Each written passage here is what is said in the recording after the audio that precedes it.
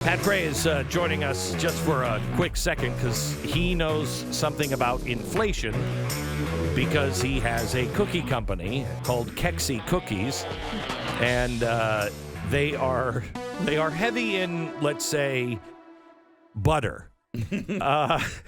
You could say that. You could say that. They have some butter in them. Yeah, you don't want to eat them while outside because it could congeal in your bloodstream, and that would not be good. But I wanted to talk to you about what are you seeing in inflation? A lot of inflation on virtually everything. Every ingredient has gone way up. And for the first, it's been going on for like a year or more. And so for a long time, we just ate it. Mm-hmm. We just ate the difference. But eventually, you have to raise your price. Have you raised your price? Mm-hmm. Wow. Yeah. I know that kills you. Yeah, it hurts. But then we raise the price to include shipping, though. And shipping is it's one of the most expensive aspects of it. Yeah, it is. But between the ingredients and the shipping, inflation really hurts. Really hurts. When butter goes up, when sugar goes up, when eggs go up, all that stuff goes into the cookies. I was telling Stu, I went into a Costco and I picked up 5 steaks, just a pack of 5 steaks. Mm-hmm. They were $80. Yeah. 80. Yeah, I know. I was like, what, are you kidding me? I know. I mean, it's real. They are becoming golden calves again. We have a tradition that on Christmas Eve we buy one of those steak roasts, it's a rib steak. Yeah. Mm-hmm. Oh, so good. Yeah. And usually they're a lot. But this year they're, I don't know, $300 or something. Oh my gosh. So we're going to get kibbles and bits this year. Seriously. Christmas Eve. I can afford, inflation. Yeah. And even I backed away. I mean, I don't know how the average person is having meat right now. Yeah, it's one of those things, too. Even if you can afford it, it's a value proposition, right? Like, do I really want to spend $80 on 5 steaks? Like, No. even if you can afford the $80, it just seems insane. Especially if, you better know you're going to eat them. You know what I mean? Put them in the freezer. Because sometimes, Why else are you buying steaks? Well, because sometimes you'll think, I'm going to go out, I'm going to have a steak on Monday or whatever. And then something comes up and then we don't have time to cook or we're going someplace. And then you forget about it. And by the end of the week, you're like, the steaks are brown. Can we eat that still?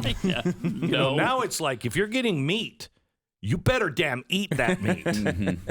Yeah, no doubt. And then you couple that with the gas prices, and I don't know how. How are you getting to work? How are people getting to work? I don't know. Do you see that they're releasing more oil from the energy? From the oil reserves? That is it. First of all, it didn't work the first time. It's not going to work this time. And when are you going to refill it? Guys, usually we refill when it comes down in price. It's not coming down in price.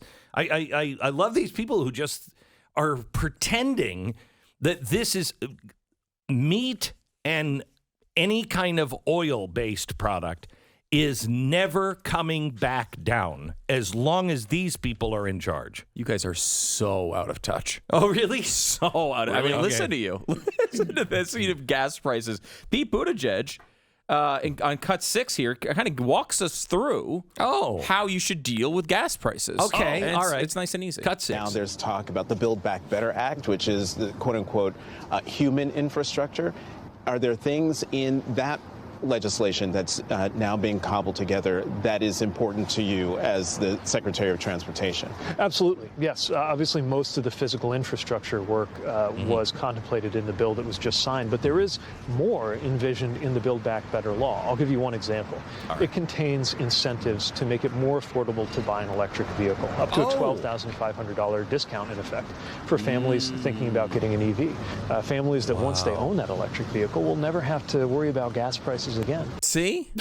Just buy a six-figure an electric car. $125,000 Tesla. Yeah. And minus 14.5 or 12.5. Oh, right. Okay. So you can get it for $108,000 right now. So right. $108,000. That is the average family car. Yeah, and then you just have to drive it 108,000 miles. If it's $1 per gallon, you might be saving because you still have to pay for the electricity, and of course that's going up too. Yeah. But if you go through all of that, I mean, in a matter of multiple decades, you're going to make your money back.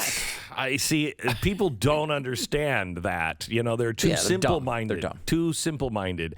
You know, you say that energy is going up. The electricity price is going up.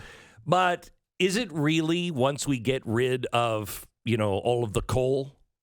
Electricity and all of the electricity. No, it's going to be way cheaper once we get rid of that. It is? Are you filthy sure? Coal. Okay. Pretty sure. All I'm right. pretty sure that's how it works. I thought the Build Back Better bill seemed like a scam to control everyone and to impoverish everyone.